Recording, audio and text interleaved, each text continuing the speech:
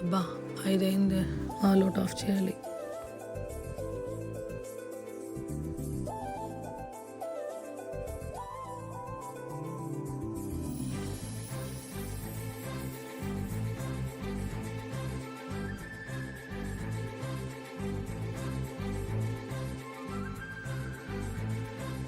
సుభిక్ష, అబ్బా అప్పుడే 16 అయిందా? అచ్చా, ఈరోజు కూడా లేట్ అయింది. సుభిక్ష లే, వాష్రూమ్కి వెళ్ళు. సరే మమ్మీ.